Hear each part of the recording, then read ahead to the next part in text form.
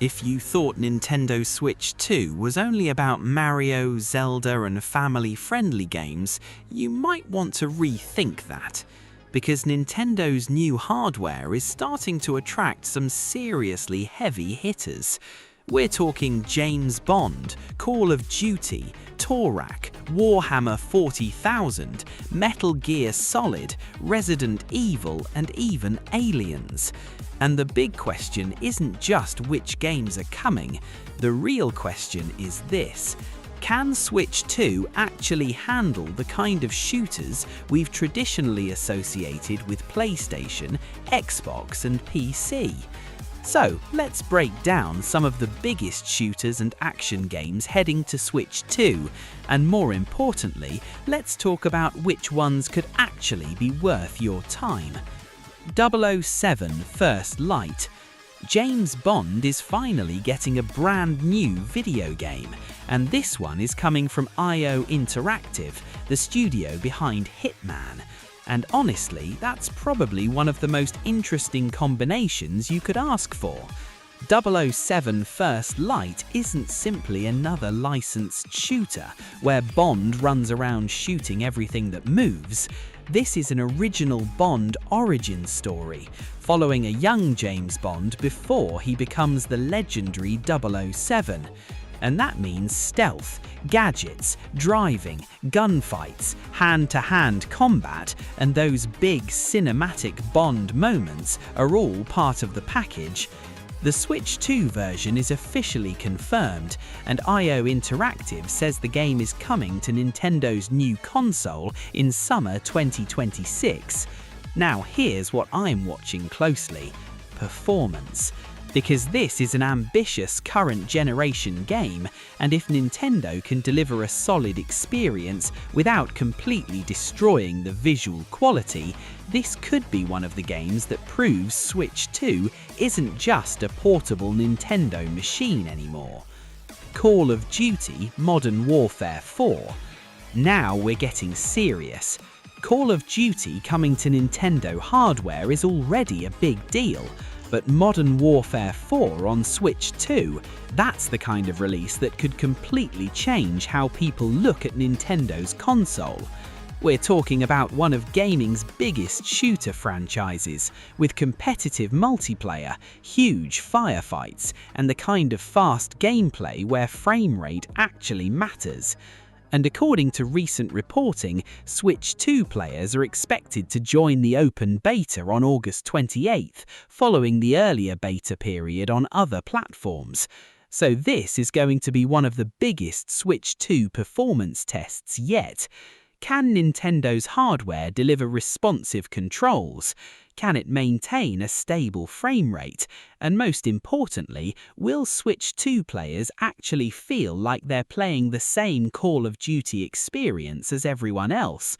Because if Activision gets this right, Nintendo just entered the conversation. ANOMALITH. Now this is where things get interesting. ANOMALITH isn't carrying the gigantic name recognition of Call of Duty or Metal Gear, and that's exactly why I wouldn't ignore it. These are the kinds of games that can sneak onto a platform, build a dedicated audience, and become one of those titles hardcore players recommend to everybody else. If you're looking beyond the obvious blockbuster releases, this is one to keep an eye on. Because sometimes the game nobody's talking about before launch becomes the one everybody's talking about afterward. Turok Origins. Dinosaurs, aliens, big weapons, and a legendary name returning to gaming. Yeah, I'm listening. Turok Origins brings the franchise back with a modern third-person shooter experience, and the Switch 2 version is officially confirmed in summer 2026. And this isn't some lightweight retro throwback. You're hunting dinosaurs, fighting alien enemies, and upgrading your arsenal using DNA from defeated enemies. Even better, the game supports solo play and online co-op. And we've already seen Switch 2 footage of the game running on the hardware. That's important because Turok is one of those games where the Switch 2 version could actually make a lot of sense. Portable dinosaur hunting, absolutely. Warhammer 40,000 Space Marine 2. Now we're entering absolute chaos territory. Space Marine 2 is basically the definition of excessive. Huge enemies, massive battles, heavy weapons, and enough aliens on screen to make you wonder whether your GPU has personally offended the developers. The big attraction here is the scale. You're not fighting 5 enemies in a hallway, you're throwing yourself into brutal battles against enormous numbers of enemies, and that's exactly where the Switch 2 version becomes fascinating. Because if this thing can maintain respectable performance while keeping the atmosphere and scale intact, that's impressive. But if the frame rate starts falling apart when the screen gets crowded, well, we might have our answer. This is one I'll be watching very closely. Resident Evil Veronica. Now this one is interesting for a completely different reason. Resident Evil Code Veronica is one of those games fans have been asking Capcom to revisit for years. And if you're a survival horror fan, you already know why this matters. The original game has a massive legacy, and bringing that experience into a modern environment could be a huge deal. For Switch 2 owners, the important question is whether Capcom can turn this into another strong portable Resident Evil experience. Because Nintendo hardware has already proven that Resident Evil can work surprisingly well in handheld form. And if Code Veronica gets the treatment fans are hoping for, this could be one of the sleeper horror releases to watch. Armatus. Armatus is another game that deserves attention if you're looking beyond the usual AAA names. And this is exactly why I like having smaller titles in a list like this. Because if every game on your list is Call of Duty, Resident Evil and Metal Gear, you're basically just reading a popularity contest. Armatus gives players something different, and for a channel like high-octane, that's valuable, because we can actually ask whether these lesser-known games deserve the attention they're getting. Mega Man Dual Override.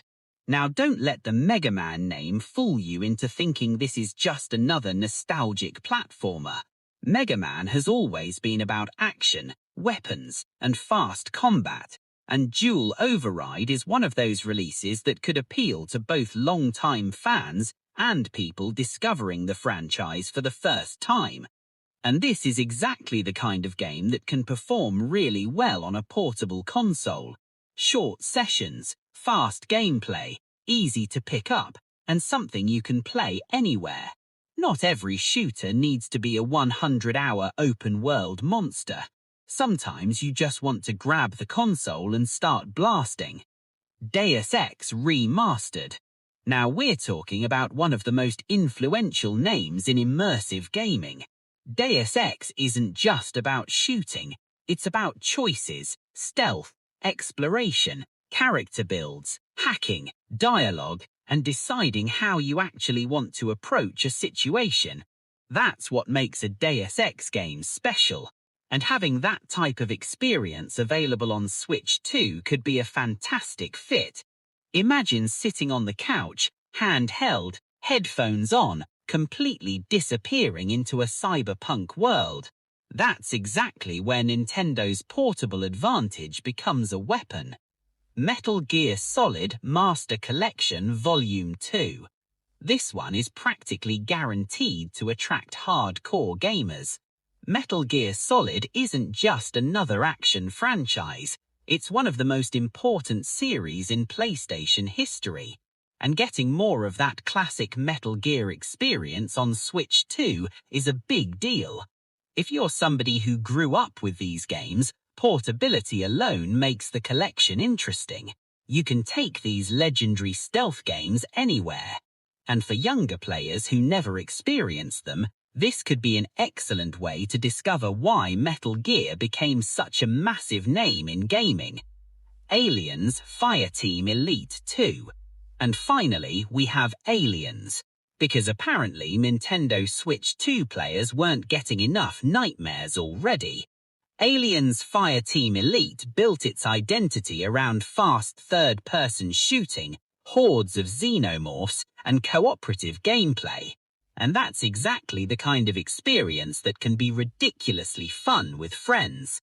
The original game already proved that the Aliens universe can work surprisingly well as a co-op shooter. So the sequel has a lot to prove. More enemies, better weapons, better progression, better missions, and hopefully a lot more reasons to keep playing after you've finished the campaign. And if the Switch 2 version delivers the same experience without making major compromises, this could be one of those games that is absolutely perfect for portable co-op gaming. So, there you have it. Switch 2 is starting to look very different from the Nintendo consoles we've known before.